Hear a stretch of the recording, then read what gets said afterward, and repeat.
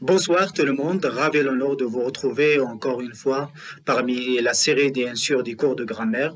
Aujourd'hui, nous allons voir le deuxième cours intitulé Le participe présent. Comme vous savez, bien sûr, ce cours est un cours fameux de la langue française.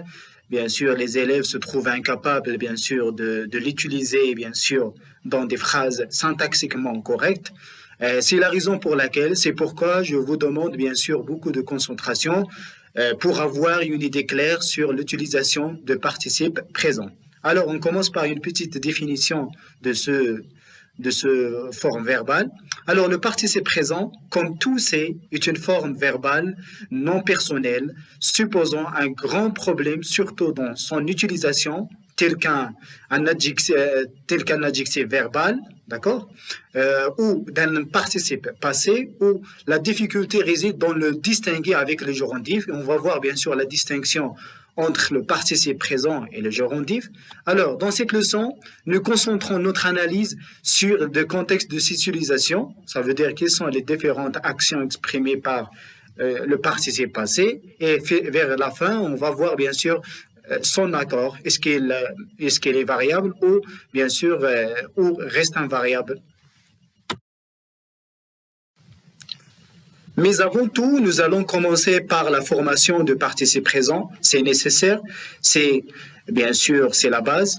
Alors, à partir de la première personne du pluriel nous, de présent de l'indicatif, on peut former le participe présent tout en supprimant la terminaison en ns et en ajoutant le suffixe int qui sert bien sûr à former le participe présent. Alors, généralement, vous devez bien sûr conjuguer bien sûr le verbe de présent, n'importe quel verbe présent de l'indicatif aux premières personnes nous.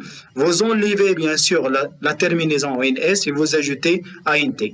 Je vous donne des exemples très clairs. Alors, pour aller, bien sûr, au présent de l'indicatif, nous allons. Alors, nous supprimons ns et nous ajoutons int. Allons. Sucer, nous suçons, suçons.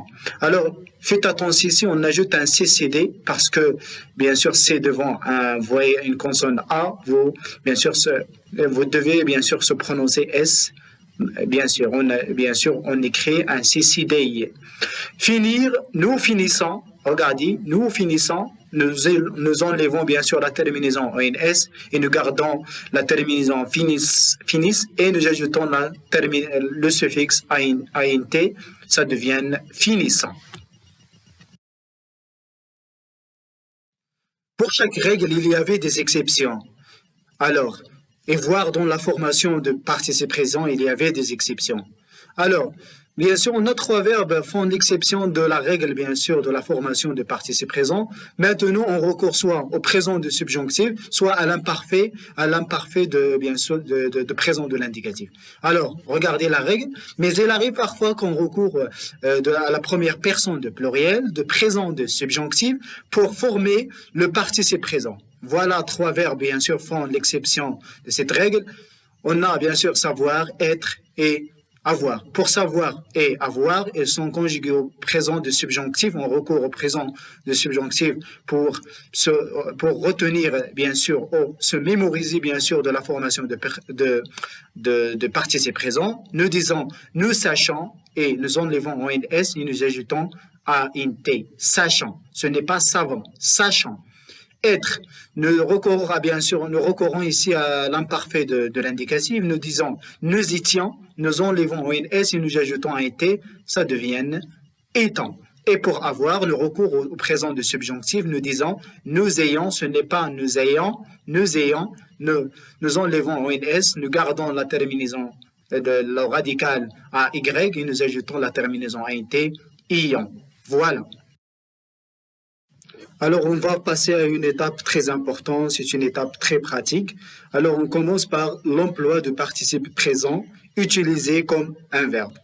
Alors, voilà la règle. Le participe présent employé tout seul se comporte comme un verbe et dans ce cas, il reste invariable.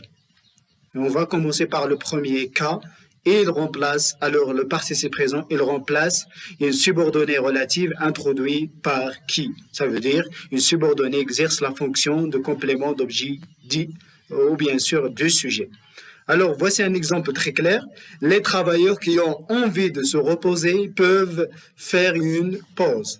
Qui ont envie de se reposer, c'est une subordonnée relative. Regardez la deuxième phrase, on peut le remplacer par une participe présent, c'est le verbe vouloir. Voulant se reposer, peuvent faire une pause. Alors, voulant se reposer, c'est la subordonnée ici, et bien sûr qui remplace la subordonnée relative antérieure. Alors, le participe présent employé tout seul aussi, dans cette série, bien sûr, de l'invariabilité de ce participe présent, il peut remplacer une subordonnée circonstancielle. Et on commence par les circonstanciels de cause. Regardez la première phrase. Il a appelé ton père parce qu'il n'a pas su par où tu étais. Alors, la subordonnée circonstancielle de cause, c'est parce qu'il n'a su pas où tu étais, parce qu'il est introduit par la conjonction, bien sûr, de cause, parce que. Alors, cette subordonnée, on peut le remplacer par une participe présent, mais on doit mettre, bien sûr, le verbe, bien sûr, principal ici, savoir, bien sûr, au participe présent. Et le participe présent, comme nous savons que, et bien sûr, on l'introduit en recourant au subjonctif. Nous disons, nous sachons pas où tu étais, il a appelé ton père. Alors, la principale, il a appelé ton père. L'essentiel, c'est nous sachons où tu étais, c'est le participe présent, sachant, remplace une subordonnée circonstancielle de cause ici. Suivons par le remplacement de participe présent des subordonnées circonstancielles. Maintenant, le participe présent remplace une subordonnée circonstancielle de temps. Alors, je vous donne une phrase pour illustrer ce point. Alors, première phrase composée. Après qu'il a pris son temps, il a répondu bien. Où est la principale? Il a répondu bien. Où est la subordonnée? Et juxtaposée. Après qu'il a pris son temps. Alors, c'est une subordonnée ici de temps introduite par, bien sûr, la conjonction, bien sûr, de temps après que. Alors, cette subordonnée peut remplacer par le participe présent ici. Alors, le participe présent avait une nuance, bien sûr, des subordonnées circonstancielles de temps. Dans la phrase suivante. Prenons son temps, elle a répondu bien. Toujours, elle a répondu bien, c'est la principale. Et la phrase principale qui nous intéresse, c'est prenons son temps. Prenons son temps, c'est bien sûr une participe présent qui remplace la subordonnée circonstancielle de temps. Le participe présent employé tout seul comme un verbe peut remplacer une subordonnée circonstancielle de conséquence. Il exprime maintenant une action postérieure. Alors, je vous donne deux exemples différents pour illustrer ce point. Première phrase, il m'a quitté, ce qui m'a laissé perplexe. Alors, la subordonnée circonstancielle de conséquence ici, c'est ce qui m'a laissé perplexe, parce qu'il s'agit de résultats de la principale, les deux de résultats pour, bien sûr, la principale, il m'a quitté. Alors, cette subordonnée, bien sûr, cette dernière subordonnée, on peut le remplacer par une participe présent de verbe laisser. Et on dit, il m'a quitté me laissant perplexe. Alors ici, il exprime une action postérieure. Laissant remplace, bien sûr, la subordonnée circonstancielle de conséquence. Alors, dernière chose que nous allons voir, le participe présent employé seul peut remplacer une subordonnée participiale. Et nous savons que les subordonnées participiales introduisant par un participe passé ou un participe présent. Et nous allons consacrer, bien sûr, bientôt un cours très important détaillé sur les subordonnées participiales. Prenons, bien sûr, le participe présent, bien évidemment, remplace une subordonnée participiale. Alors, et dans ce cas, il exprime une nuance de cause. Le travail étant difficile, les ouvriers décident de faire une pause. Alors ici, la subordonnée, c'est le travail étant difficile et la principale, les ouvriers décident de faire une pause. Alors ici, on peut dire que ce participe présent remplace le subordonné participial ayant une nuance de cause. Voilà la deuxième phrase, on peut interpréter et de dire comme le travail est difficile, les ouvriers ont décidé de faire une pause. Voilà comme le travail est difficile, c'est une subordonnée de cause, circonstanciel de cause, bien sûr, participial, parce que, bien sûr, remplacé par une participe présent dans la première phrase. Alors, on va passer, bien sûr, à un axe très important. Il s'agit de la distinction entre le participe présent et le gérondif. Alors, maintenant, le participe présent sert à former le gérondif et le gérondif, bien sûr, voilà la structure de gérondif, c'est la préposition en en plus le participe présent. Voici un exemple pour illustrer ce point. En dînant, en racontant, en marchant, etc. Alors, la question qui se pose maintenant, comment distinguer entre le gérondif et le participe présent? Premièrement, pour le participe présent, le sujet est toujours le complément de verbe principal. Exemple, je vois mon ami Coran dans la cour.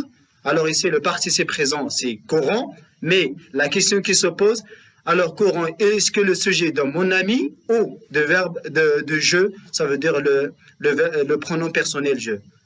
Ici, c'est mon ami, on dit que mon ami, c'est le complément de sujet je, de verbe principal.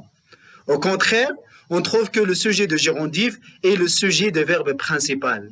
Exemple, je vois mon ami en courant dans la cour. Alors, la différence entre la première phrase et celle-ci, c'est que, bien sûr, le gérondif est le sujet de verbe principal. Ça veut dire, c'est le je, celui qui prononce la parole.